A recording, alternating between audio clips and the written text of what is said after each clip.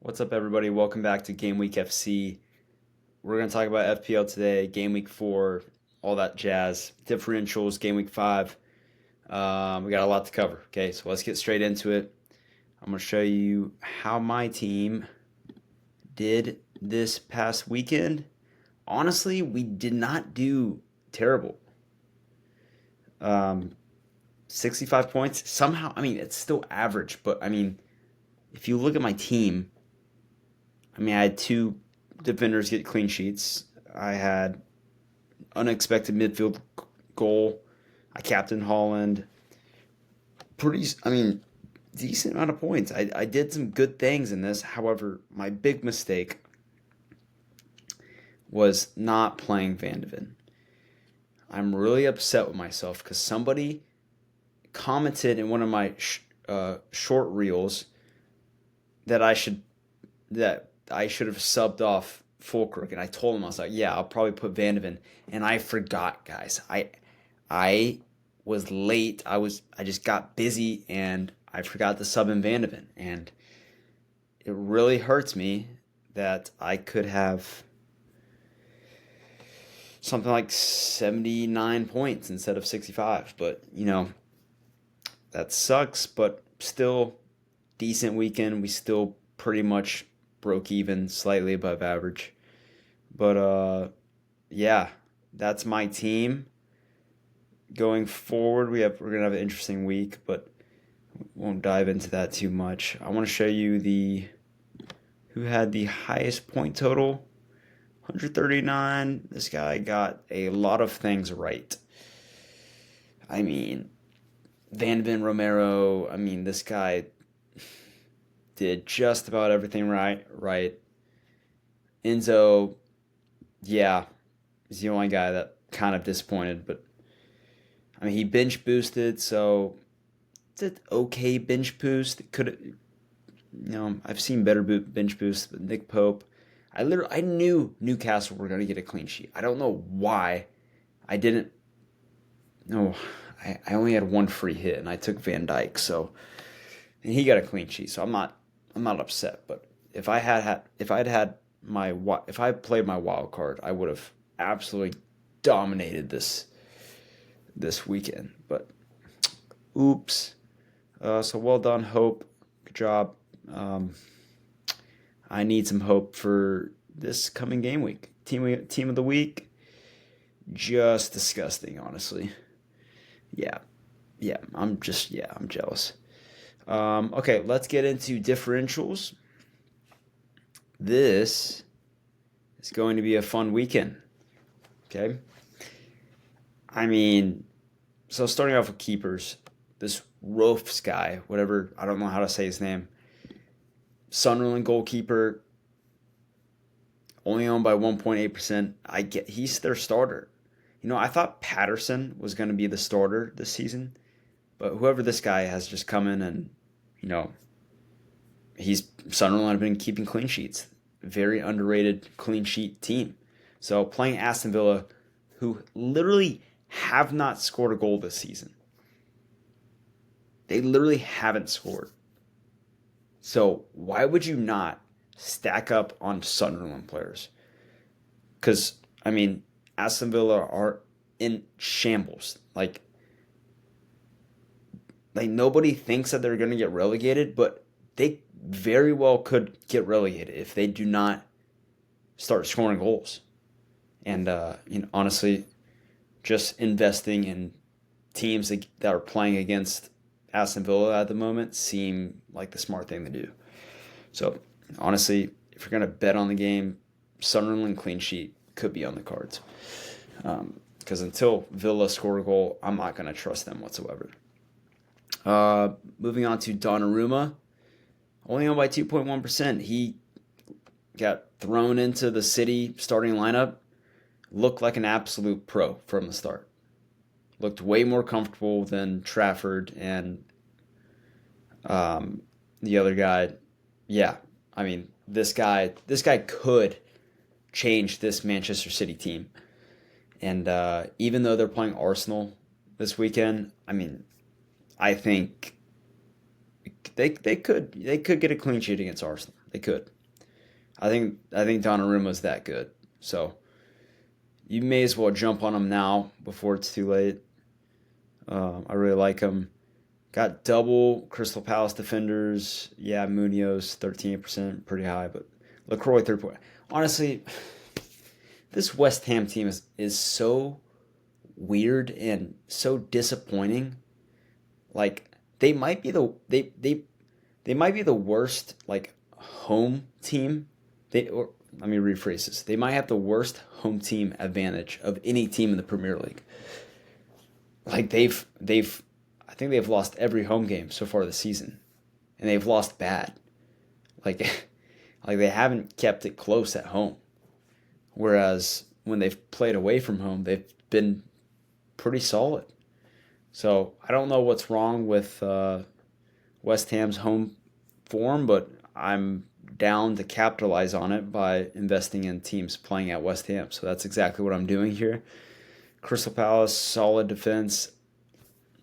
They could get a clean sheet. So, and Munoz could get a goal. I don't know. You never know. Moving on to another team that I'm kind of fading right now, Nottingham Forest.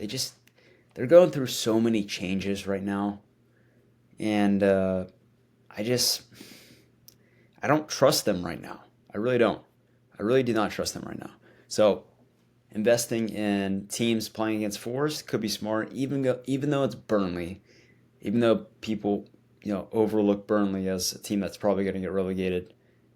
They could very well win this game against Forest. They very well could get a clean sheet. At the very least, I trust Esteve to get defensive contribution points because I know Forest will be attacking quite a bit. Um, so that's why I picked him. Moving on to, I'm not even, okay, I'll try. Milo Savljevic, I don't know. This guy is a new signing for Bournemouth. They don't even have his picture yet. He's owned by 0.0% of people. However, he got thrown straight into the starting lineup. This guy, I'm pretty sure he's only 18. Got full 90 minutes. Okay? Even had a little bit of XGI. I mean, guys, you could jump on this guy. This could be the new Dean Huijsen.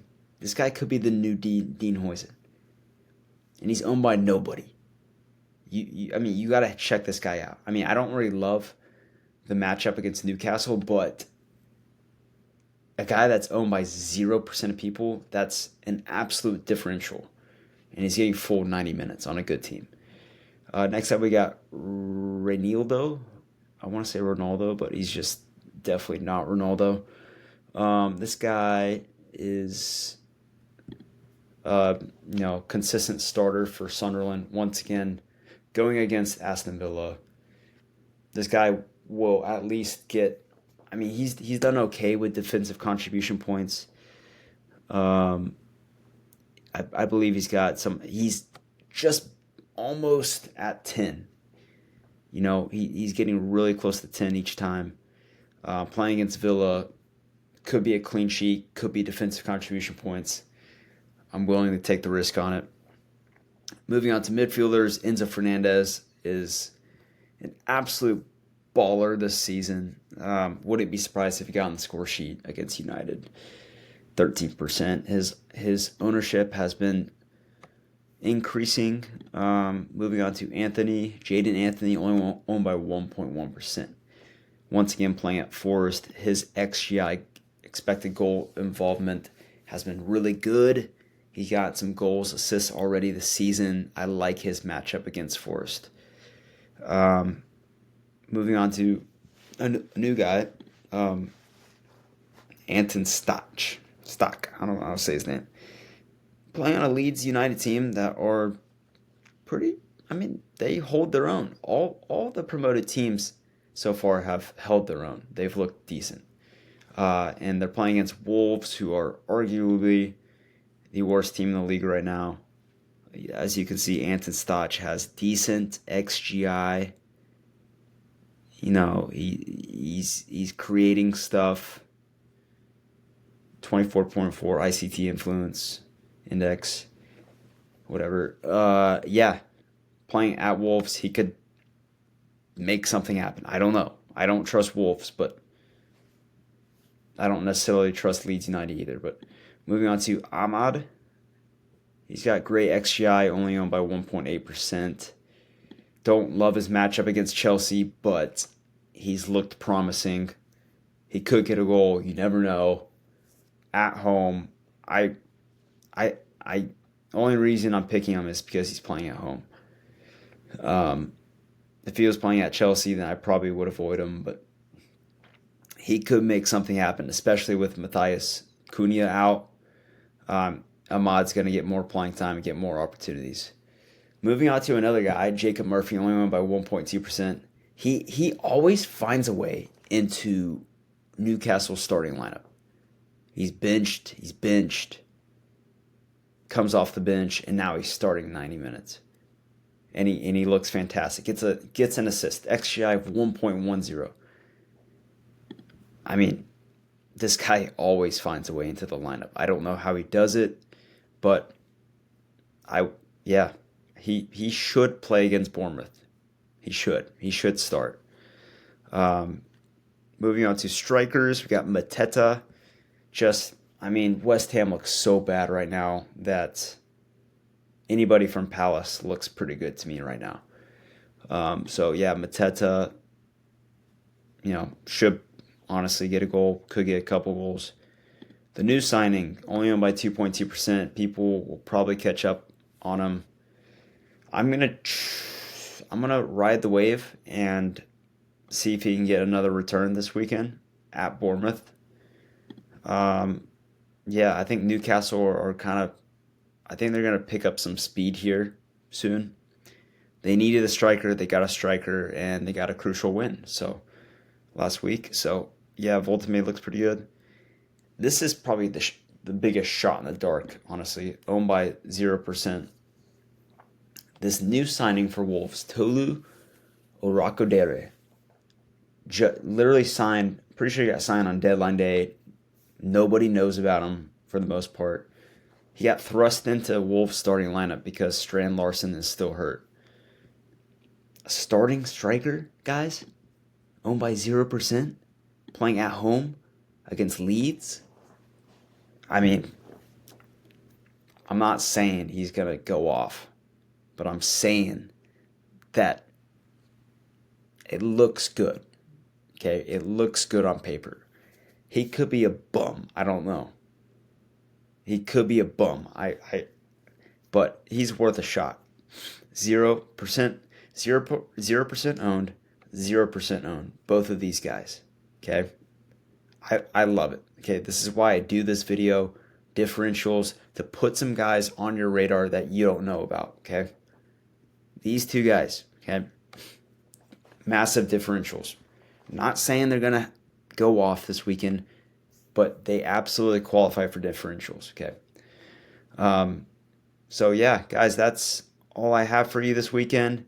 Hope you enjoyed the video, and I will see you later this week. Okay. Adios.